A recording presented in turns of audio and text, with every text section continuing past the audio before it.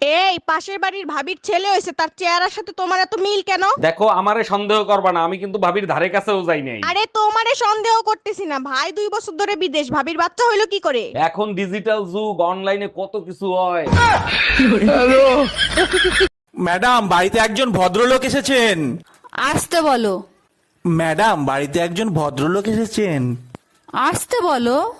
Madam, বাড়িতে একজন ভদ্রলোক এসেছেন। কখন থেকে বলছি আসতে বলো।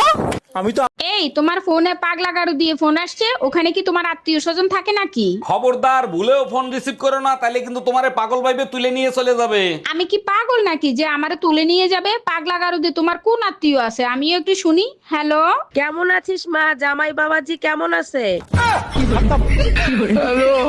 কই গো, বলছি তুমি চা খাবা?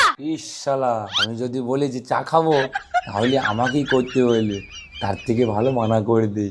হ্যাঁ, বলছি আমি খাবো না। আচ্ছা ঠিক আছে, তাহলে আমার জন্য 1 কাপ করে নিয়ে আসো গা। আজ থেকে তোমার আর আমার সম্পর্ক শেষ। আরে হ্যাঁ, যাও যাও। চলে যাচ্ছি আমি। আরে হ্যাঁ, বাস ট্রেন আর মেয়ে, একটা যাবে আর একটা আসবে। টোটো অটো রিক্সা, একটা ডাকলে 4টে আসবে।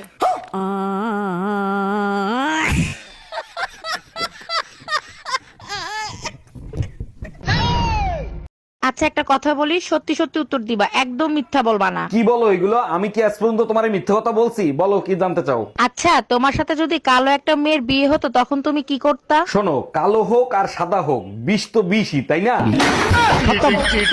আচ্ছা, দুপুরে যে পায়েস খেলা, পায়েস কেমন হয়েছে সত্যি করে বলবা, আমার কসম। সর্বনাশ হয়েছে, সত্যি কথা বললে অশান্তি হবে, মিথ্যে কথা বলা যাবে না, কসম দিছে, কি করব? আরে কি হইলো, চুপ করে আছো কেন? বলো না কেন, বলো। তুমি কি জানো তোমার হাতের ছোঁয়া পেলে বিষও অমৃত হয়ে যায়? তুমিও না সব সময় একটু বাড়িয়ে বাড়িয়ে বলো।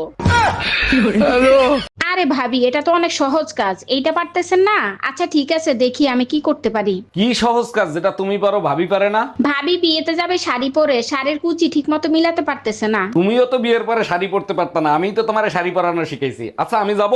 কোথায় যাবা? বাবিরে শাড়ি পরাইতে? আরে কি উল্টা পুল্টা কথা বলতেছো, দোকানে যাওয়ার কথা বলছি। মত কো ছু কে টক সে वापस आ सकता हूं।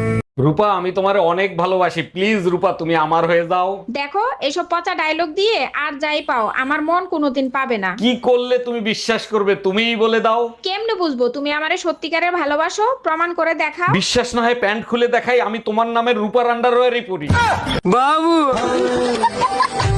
আচ্ছা বলো তো, গার্লফ্রেন্ড বয়ফ্রেন্ডের মাঝে সম্পর্ক কিরকম থাকে? বয়ফ্রেন্ড গার্লফ্রেন্ডের সম্পর্কটা হলো সবসময় একজন আরেকজনের খেয়াল রাখে।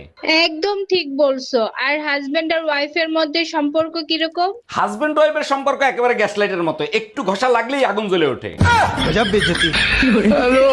এই যে ভাবি, এইটা কি অরুণ সাহেবের বাড়ি? জি স্যার, এটা অরুণ সাহেবের বাড়ি। আপনি কোথা থেকে আসছেন? আমি লোন ডিপার্টমেন্ট থেকে আসছি। অরুণ সাহেব 20 লাখ টাকা লোন নিছিল। হ্যাঁ, লোন নিছিল, আমাদের অনেক দরকার ছিল তাই নিছিল। এখন আমাদের টাকা দরকার, তাই লোনের টাকা ফেরত দেন। দেখেন ভাইয়া, আমরা তো লোন দেই না, যেখানে লোন দেয় সেখানে যান।